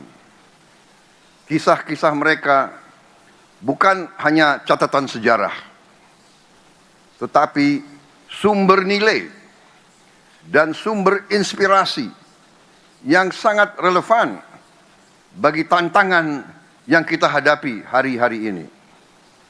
Kita bisa belajar dari keberanian mereka, keteguhan mereka, kecerdasan mereka dalam membela kebenaran, dan keberhasilan mereka dalam membangun peradaban. Salahuddin Al-Ayyubi, penakluk Yerusalem, mengajarkan kita tentang keadilan dan kebesaran hati saat berhasil merebut kota suci dari tentara salib. Ia tidak membalas dendam. Ia bahkan memberi jaminan keamanan bagi musuh-musuhnya. Beliau memberi contoh, selalu melindungi yang lemah, selalu melindungi yang tertindas. Di dunia yang masih banyak diliputi kebencian dan kekerasan, keteladanan ini menunjukkan bahwa kekuatan sejati seorang pemimpin adalah kasih sayang, rasa kemanusiaan, dan tekad untuk selalu melindungi yang lemah. Khalid bin Walid, simbol pengabdian total bagi umat Islam. Seorang tokoh militer yang tidak pernah kalah dalam setiap peperangan dan pertempuran yang ia pimpin. Tidak ada satupun pertempuran yang ia kalah. Namun ketika diminta turun dari jabatannya, ia menerima keputusan itu tanpa ragu-ragu dan patuh kepada pemimpin dan kepada umatnya. Keikhlasan ini menunjukkan kepada kita bahwa kekuasaan bukan tujuan, melainkan suatu amanah, suatu pelajaran penting bagi kita semua yang memegang peran kepemimpinan hari ini dimanapun. Saudara-saudara, Umar bin Khattab membangun pemerintah yang adil dan efisien. Ia meyakini untuk memeriksa keadaan rakyatnya. Ia tidak rela melihat rakyatnya diperlakukan dengan tidak adil, dan ia tidak segan menghukum aparatnya yang lalai dan yang tidak melindungi dan melayani rakyatnya. Dalam konteks hari ini, saya yakin bahwa rakyat kita semuanya menuntut pemerintah yang bersih dan transparan. Teladan Umar bin Khattab adalah panggilan untuk bertindak, bukan sekedar berwacana. Karena itu saya sangat menghormati tema pertemuan ini, yaitu good governance dan strong institutions.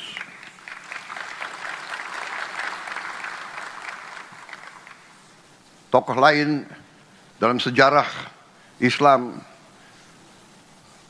yaitu Muhammad Al-Fatih, penakluk Konstantinopel di usia 21 tahun. Simbol dari pemimpin yang menggabungkan ilmu pengetahuan, sains, iman, dan visi. Ia mempersiapkan penaklukan bukan hanya dengan kekuatan, tapi dengan teknologi, logistik, dan moral yang tinggi. Ia menunjukkan bahwa pemuda Islam bisa menjadi pemimpin dunia jika dibekali pendidikan dan keyakinan yang benar. Hadirin yang saya muliakan, beberapa hari yang lalu saya mendapat kehormatan berbicara di hadapan parlemen Turkiye di Ankara. Dalam forum itu saya menegaskan kembali komitmen Indonesia, komitmen bangsa Indonesia yang tidak akan pernah surut, tidak akan pernah berhenti dalam membela hak rakyat Palestina untuk merdeka.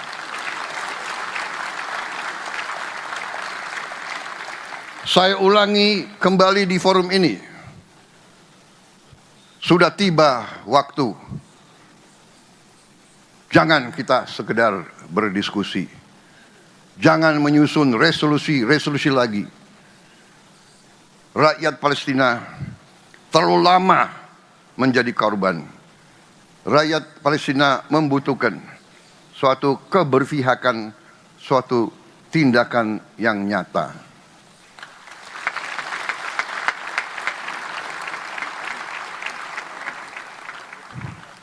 Indonesia akan terus berdiri bersama Palestina. Perjuangan ini akan semakin kuat bila kita, dunia Islam, negara-negara Islam yang mewakili seperempat umat manusia, bisa bersatu. Marilah kita atasi perbedaan kita. Marilah kita atasi kecurigaan kita. Marilah kita atasi rivalitas di antara kita. Marilah kita lihat hal-hal yang penting, yaitu keselamatan umat Islam. Marilah kita melihat masa depan peradaban Islam. Islam pernah memimpin dunia dalam peradaban, dalam sains dan teknologi. Dan kita harus kembali untuk meraih sains dan teknologi supaya kita bisa mengangkat kesejahteraan rakyat kita. Tidak mungkin kita kuat kalau rakyat kita miskin. Tidak ada negara miskin yang kuat. Untuk itu kita harus keluar dari kemiskinan. Kita harus berjuang untuk mengangkat rakyat kita masing-masing dari kemiskinan. Dan untuk itu dibutuhkan pemerintah yang bersih. Hanya dengan pemerintah yang bersih kita bisa mencapai kemakmuran. Saudara-saudara sekalian, tantangan kita bukan hanya Palestina. Kita menghadapi tantangan di mana-mana. Sebagaimana saya katakan, tantangan ini merupakan sumber kelemahan, yaitu kemiskinan, kelaparan, korupsi, ketimpangan pendidikan, dan ketidakmampuan mengelola dan menjaga sumber daya kita masing-masing. Karena itu tema pertemuan perkumpulan saudara-saudara tahun ini sangat benar dan sangat strategis. Good governance and strong institutions as pillars of resilience. Tanpa tata kelola yang baik, tanpa lembaga yang kuat, tanpa pemimpin-pemimpin yang jujur, pejabat-pejabat yang mengabdi kepada rakyatnya, negara tak akan pernah memiliki daya tahan, apalagi daya saing. Pemerintah Indonesia saat ini berkomitmen menjalankan beberapa agenda besar, mulai dari reformasi politik dan birokrasi, pembangunan sumber daya manusia, swasembada pangan dan energi, hingga penguasaan ilmu pengetahuan dan teknologi. Karena kami percaya solusi bagi masalah dunia dimulai dari bangsa kita sendiri. Apakah bangsa kita masing-masing berhasil mengatasi masalah internalnya sendiri? Saudara-saudara sekalian, kalau kita tidak bisa mengurus bangsa kita sendiri, bagaimana kita mau membantu umat yang sedang dalam kesusahan? Kalau kita lemah, tidak mungkin kita bisa bantu Palestina. Bahkan suara kita pun tidak akan didengar. Suara kita didengar kalau kita bersatu dan kita kuat. Siang ini, sebelum saya tiba di forum majelis terhormat ini, saya sempat berbincang dengan sahabat saya, Sultan Brunei Darussalam. Kami bersepakat bahwa dunia Islam bisa menjadi solusi bagi dunia. Kita bisa dan kita harus menghadirkan perdamaian dunia. Karena itu, saudara-saudara sekalian, ajaran Islam adalah ajaran perdamaian. Esensi ajaran Islam adalah cinta kasih. Inilah esensi agama kita dan inilah warisan yang harus kita hidupkan kembali di tengah dunia yang sedang kehilangan arah. Tetapi walaupun kita ingin perdamaian, kalau kita lemah, mungkin ada pihak-pihak yang tidak ingin perdamaian. Mungkin ada pihak-pihak yang melihat kalau kita lemah, kita bisa dijajah kembali, kita bisa disuruh-suruh sebagai bangsa pion, bangsa budak, bangsa kacung. Saudara-saudara sekalian, mari kita satukan langkah. Kita hidupkan kembali semangat-semangat tokoh besar kita. Kita buktikan bahwa Islam hadir sebagai rahmat bagi semesta alam. Saudara-saudara sekalian, marilah kita merapatkan barisan kita, atasi semua perbedaan kita, melangkah ke depan dalam persatuan. Terima kasih. Wassalamualaikum warahmatullahi wabarakatuh. Salam sejahtera bagi kita sekalian. Salam salve om, santi santi om, nama budaya. Salam kebajikan, rahayu rahayu. Terima kasih. Mr. President, we invite you, accompanied by the Speaker of the House and the President of the 18th PUIC, to strike the Gendang Tabui together as a symbolic act to mark the official opening of this prestigious conference. Ya, pidato Presiden Prabowo tadi sekaligus menutup perjumpaan kita di Apa Kabar Indonesia malam hari ini. Saya Vena Kintan. Dan saya Kiana pemirsa pamit undur diri, namun sesaat lagi Anda dapat menyaksikan program Indonesia Business Forum bersama dengan Celia Alessandra dengan tema Awas Modus Online Scam Terus Mengancam. Akhir kata pemirsa, kami pamit undur diri. Terima kasih, selamat malam. Sampai jumpa.